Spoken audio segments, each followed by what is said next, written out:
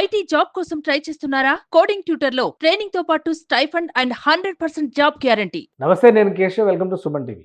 ఆంధ్రప్రదేశ్ రాజధానికి ఆర్థికపరమైనటువంటి అడ్డంకుల్ని తొలగించడంలో AP CM Chandrababu Naidu అలానే ఆయన టీం విశేషమైనటువంటి కృషి చేస్తున్నటువంటి పరిస్థితి.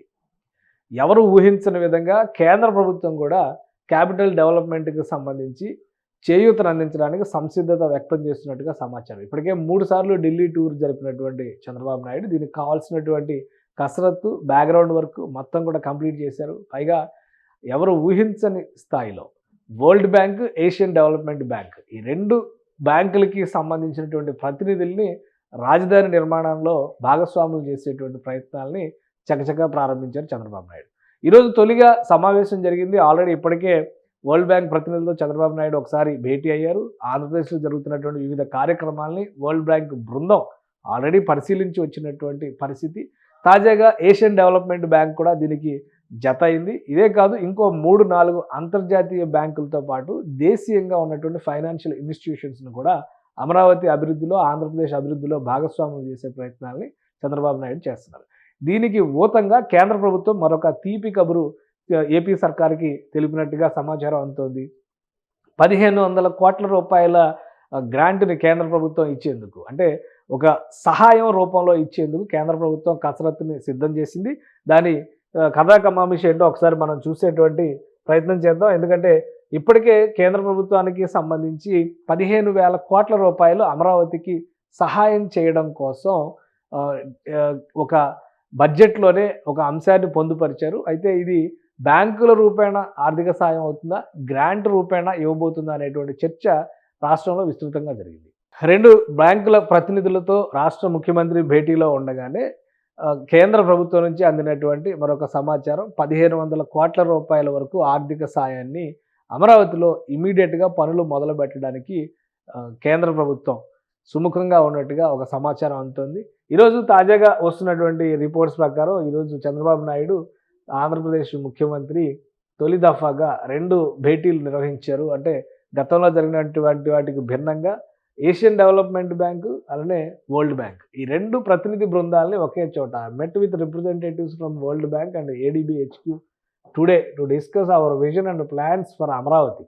పర్టికులర్గా అమరావతి రాజధాని నిర్మాణానికి సంబంధించి, ఎందుకంటే గతంలో కూడా వరల్డ్ బ్యాంక్ ఒక ప్రతిపాదన పంపారు. వరల్డ్ బ్యాంక్ ఆమోదం తెలిపింది. 3,000 కోట్ల రూపాయలు రిలీజ్ చేసేటువంటి క్రమంలో అక్కడ ప్రభుత్వం మారడం ఆంధ్రప్రదేశ్లో, ఆ తర్వాత ఇక్కడ ఉన్నటువంటి సమస్యలపైన ఆ ప్రభుత్వం భిన్నంగా రియాక్ట్ అవ్వడం, దీంతో కేంద్ర ప్రభుత్వానికి ఒక లేఖ రాసిన నేపథ్యంలో ఇదంతా కూడా ఆగిపోయింది. ఇప్పుడు మరొకసారి ఫ్యూచరిస్టిక్ క్యాపిటల్ ఆఫ్ ఆంధ్రప్రదేశ్గా పేర్కొంటూ ఈ ప్రతినిధి బృందంతో ఆంధ్రప్రదేశ్ సీఎం విస్తృతమైనటువంటి సమావేశాన్ని నిర్వహించారు. వీళ్ళందరూ కూడా Asian development bank plus world బ్యాంకుకి చెందినటువంటి ప్రతినిధులు.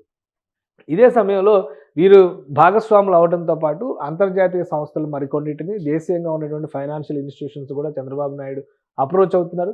ఇప్పుడు అనూహ్యంగా కేంద్ర ప్రభుత్వం special assistance for capital investment అంటే సాకి అనేటువంటి ఒక పథకాన్ని కేంద్ర ప్రభుత్వం గతంలోనే అనౌన్స్ చేసింది. ఎందుకంటే ఇప్పటివరకు దేశానికి స్వాతంత్రం వచ్చిన తర్వాత ఇక్కడ అనుసరిస్తున్నటువంటి special assistance for capital investment ఈ పథకం కింద ఆయా రాష్ట్రాల్లో పెట్టుబడులు, మౌలిక వసతుల కల్పన పైన పెట్టుబడులు పెట్టడాన్ని కేంద్ర ప్రభుత్వం ప్రోత్సహించడం కోసం ఈ పథకాన్ని తీసుకొచ్చింది.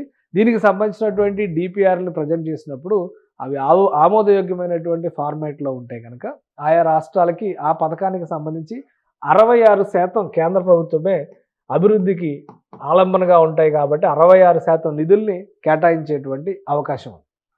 అయితే ఆంధ్రప్రదేశ్లో క్యాపిటల్ నిర్మాణం అనేది కూడా ఒక భవిష్యత్తుకి ఆస్తి కింద మనం చూడాల్సినటువంటి అవసరం ఉంటుంది. కాబట్టి చంద్రబాబు నాయుడు గారు ఢిల్లీ పర్యటన సందర్భంగా కేంద్ర ప్రభుత్వాన్ని ఈ మేరకు విజ్ఞప్తి చేశారు. అలానే రాష్ట్ర ఆర్థిక శాఖ మంత్రి పయ్యావుల కేశవ్ కూడా దీనికి సంబంధించినటువంటి ప్రతిపాదనలను కేంద్రానికి పంపినట్టుగా తెలుస్తుంది.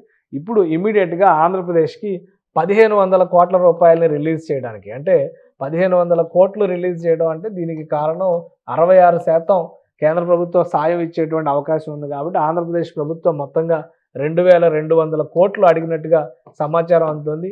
దానిలో 1,500 కోట్ల రూపాయలను తక్షణ సాయం కింద ఈ సాకి పథకం కింద రిలీజ్ చేయడానికి కేంద్ర ప్రభుత్వం గ్రీన్ సిగ్నల్ ఇచ్చింది.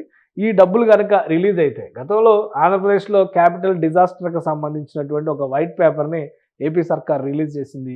వివిధ దశల్లో ఉన్నటువంటి పనుల్ని పూర్తిగా గత జగన్మోహన్ రెడ్డి ప్రభుత్వం ఆపేయడం అనేది అమరావతి రాజధానికి ఒక కంటకమైనటువంటి చర్యగా భావించింది. అదే క్రమంలో అమరావతిని ఎక్కడి నుంచి ప్రారంభించాలనేటువంటి విషయం పైన కూడా స్టేటస్ రిపోర్ట్ని ఆంధ్రప్రదేశ్ ప్రభుత్వం అధికారంలోకి వచ్చిన వెంటనే కూడా ప్రజెంట్ చేసింది. అందులో భాగంగా అమరావతి నమూనాకి సంబంధించి, అమరావతిలో మాస్టర్ ప్లాన్కి సంబంధించి తీసుకోవాల్సినటువంటి చర్యలు, వీటన్నిటిని కూడా ఇందులో వివరించింది. అయితే 2019లో అధికారాన్ని కోల్పోయే ముందరే 51,000 కోట్ల రూపాయలకి సంబంధించినటువంటి పనుల్ని అప్పటి ఆంధ్రప్రదేశ్ ప్రభుత్వం టెండర్లు పిలిచింది. అందులో 41,000 కోట్ల రూపాయలకి టెండర్లో పిలవడం, 4,000 కోట్ల రూపాయలకి సంబంధించి 41,000 కోట్ల రూపాయలకు సంబంధించి టెండర్లు పిలవడం, 4,000 కోట్ల రూపాయలు పే చేయడం, 1,268 కోట్ల రూపాయలు పెండింగ్లో ఉండడం, ఆ పెండింగ్ అలాగే 5 ఏళ్లుగా నలుగుతూ ఉన్నటువంటి పరిస్థితి ఉంది. ఇప్పుడు కొత్తగా కాంట్రాక్టర్లు కానీ ఎవరైనా కానీ వర్క్ అలాట్ చేసేటువంటి క్రమంలో ఈ పెండింగ్ క్లియరెన్స్ లేకుండా ఎవరు కూడా పని చేపట్టేటువంటి వాతావరణం లేదు. కాబట్టి ఇప్పుడు కేంద్ర ప్రభుత్వం ఈ సాకి పథకం కింద ఇవ్వబోతున్నటువంటి 1,500 కోట్ల రూపాయల్లో ముందుగా బకాయిలు చెల్లించడం ద్వారా, ఈ బకాయిల్ని క్లియర్ చేయడం ద్వారా తదుపరి పనులు, ఎందుకంటే all India IAS officers colony కావచ్చు, క్వార్టర్స్ కావచ్చు, ఎమ్మెల్యే ఎమ్మెల్సీ క్వార్టర్స్ కావచ్చు, ఇవన్నీ కూడా 85-90% పూర్తయినటువంటి భవనాలు ఉన్నాయి. ఆ నిర్మాణాలు చేపట్టినటువంటి కాంట్రాక్ట్ సంస్థలకి పెండింగ్స్ క్లియర్ చేస్తే వాటిని తుది రూపం ఇచ్చి ప్రారంభోత్సవాలకు అవకాశం ఇచ్చేటువంటి ఛాన్సెస్ ఉన్నాయి. కాబట్టి ఈ క్యాపిటల్ ఇన్వెస్ట్మెంట్ పథకం కింద కేంద్ర ప్రభుత్వం సాయం కోరడం, ఆంధ్రప్రదేశ్ ప్రభుత్వానికి భరోసా ఇవ్వడం జరిగింది. దీనికి సంబంధించినటువంటి క్లియరెన్స్ కూడా వచ్చేసినట్టుగా సమాచారం అందుతుంది. కాబట్టి అతి త్వరలోనే ఇది క్లియర్ చేస్తారు. మరోవైపు నుంచి అమరావతిలో జంగిల్ క్లియరెన్స్ పనులు శరవేగంగా జరుగుతున్నాయి.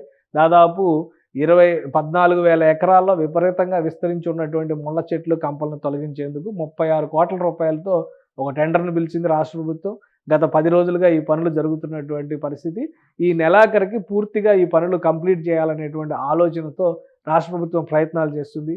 ఆ పనులు పూర్తయిన తర్వాత సమయానికి నిధులు సమకూరుతున్నటువంటి నేపథ్యంలో అమరావతిలో శరవేగంగా పనుల పునఃప్రారంభానికి ఆంధ్రప్రదేశ్ సర్కారు చర్యలు తీసుకుంటుంది. ఈ దశ పనులు పూర్తయ్యేటువంటి క్రమంలోనే world bank, Asian development bank కనుక అమరావతి నిర్మాణంలో భాగస్వాములు అయితే కనుక గతంలో పెండింగ్లో ఉన్నటువంటి మాస్టర్ ప్లాన్ నిర్మాణాలని పూర్తిగా ముందుకు తీసుకెళ్లేందుకు కావాల్సినటువంటి కసరత్తుని ఏపీ సర్కారు చేస్తోంది. ఒక రకంగా అమరావతి ప్రాంతవాసులకి, ఆంధ్రప్రదేశ్ ప్రజలకి రాజధాని నిర్మాణంలో ఒక అడుగు ముందుకు పడుతుందనేటువంటి శుభ సంకేతం చాలా స్పష్టంగా కనిపిస్తుంది. కేంద్ర రాష్ట్ర ప్రభుత్వాల సహకారంతో, సమన్వయంతో ఈ ప్రాజెక్టు మరింత ముందుకెళ్లేటువంటి సూచనలు స్పష్టంగా కనిపిస్తున్నాయి. అన్నీ కలిసి వస్తే సెప్టెంబర్లోనే మరొకసారి పునఃప్రారంభోత్సవ పనులు ముఖ్యమంత్రి చేతుల మీదుగా నిర్వహించడానికి అయితే అవకాశాలు పుష్కలంగా కనిపిస్తున్నాయి. సుమన్ టీవీలో మీ పర్సనల్ అండ్ బిజినెస్ ప్రమోషన్స్ కోసం కింది నెంబర్కి కాంటాక్ట్ చేయండి.